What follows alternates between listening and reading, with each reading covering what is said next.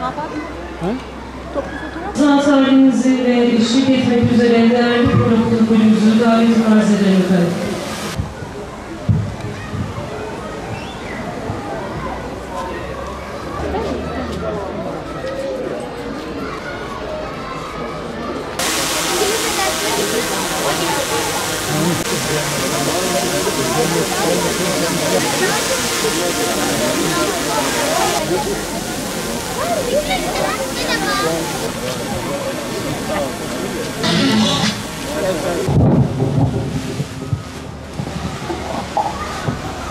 Protokolün değerli üyeleri, saygıdeğer konuklar, kıymetli öğretmen arkadaş, Fatma Demirbilek işbirliğinde yapılan 24 derslikli Hatice İbrahim Özoğlu İlkokulu açılış törenine hepiniz hoş geldiniz. Çocukluğumdan beri hep isterdim.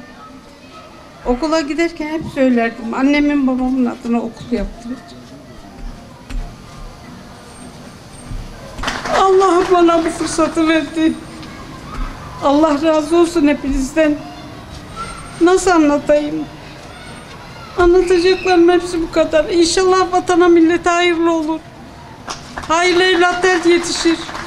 Hasreten bugün de Fatma Demirbilek ablamızın katkılarıyla bitirmiş ve eğitim öğretimi açmış olduğumuz bu okulun hayata geçmesi, öğrencilerimizin daha nitelikli bir ortamda eğitim öğretimlerine devam ediyor olmasından dolayı mutluluğumu, heyecanımı ve gururumu sizlerle paylaşmak isterim, arz ederim. Değerli Haziron, okulumuz 24 derslikten oluşmakta. İçerisinde kütüphanemiz, çok amaçlı salonumuz, fen laboratuvarımız, yemekhanemiz, kantinimiz, birçok alanımız bulunmaktadır. Bölgenin de buna ihtiyacı vardı. Okulumuz öğrencilerimize, Battalgazi ilçemize, şehrimize hayırlı olsun. Değerli hayırsever Fatma Hanımefendinin yapımını üstlendiği bu güzide merkezin açılışına hepiniz hoş geldiniz. Bizler ilk emri oku olan bir dinin temsilcileriyiz. Bu ilke üzere bu aziz millete böyle güzel hatıra bırakmak herkese nasip olmaz. Rabbim bu yuvada nice güzel evlatlarımızın yetişmesini nasip etsin. Bu güzel memleketimizde bu güzel yatırımları yapacak hayırsever hemşehrilerimizin de müdürümün tabiri Rabbim sayesinde arttırsın.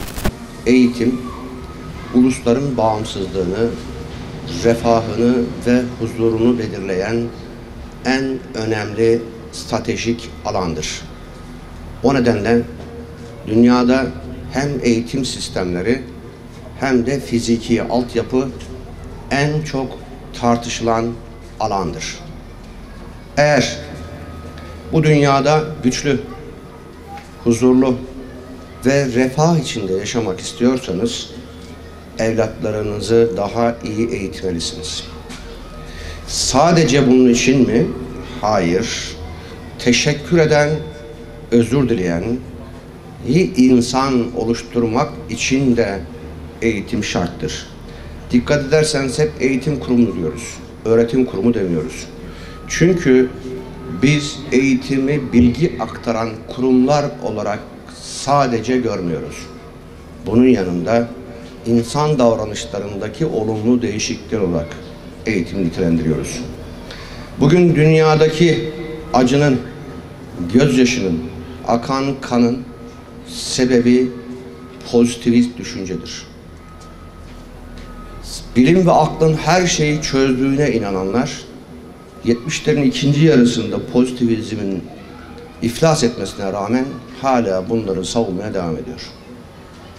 Gördük ki refah arttıkça, gelir düzeyi ve teknoloji arttıkça insanın vahşeti de artmaya başlıyor. Dikkat ederseniz şu anda her yerde söylüyorum. 900 milyon insan bugün yatağına aç giriyor. Afrika'yı sömürenler ise refah içinde, israf içinde yaşamaya devam ediyor. Ve insanlara insan hakları, demokrasi dersi de vermeye devam ediyorlar utanmadan. İşte bugün Orta Doğu'da Irak'ın işgaliyle başlayan 90'lı yıllardaki İslam dünyasındaki akan ve gözyaşının müsebbipleri de yine bu dünyanın en zenginleri, en iyi eğitim almışları, en yüksek teknolojiye sahip olanlar. Demek ki eğitim bizi vahşileştiriyorsa bunu tekrar sorgulamak gerekir. Biz insanı eğitirken gözleri yaşaran, bir haksızlık karşısında her ne şart olursa olsun dimdik duran, hakkı hukuku haykıran ve başkasının hak ve hukukuna hürmet ve saygı gösteren, hak etmediği hiçbir işe talip olmayan, hiçbir mala el uzatmayan, kısacası hakkı gözeten nesiller yetiştirmek istiyoruz. Yurt dışına gidip orada bir hanım olarak tutunup daha sonra orada biriktirdiklerini, ülkesini, milletini ve şehrini unutmadan tasadduk edebilen bu koca yürekli, cömert hanımefendiyi alkışlamanızı rica ediyorum. Allah kendisinden razı olsun. Fatma Demirbilek hanımefendiye bu yaptırmış olduğu güzel eğitim kurumundan dolayı çok teşekkür ediyor.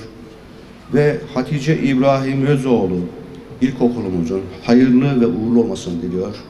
Ve rahmeti rahmana kavuşmuş büyüklerimize de Allah'tan rahmet diliyorum. Hayırlı olsun. Tamam.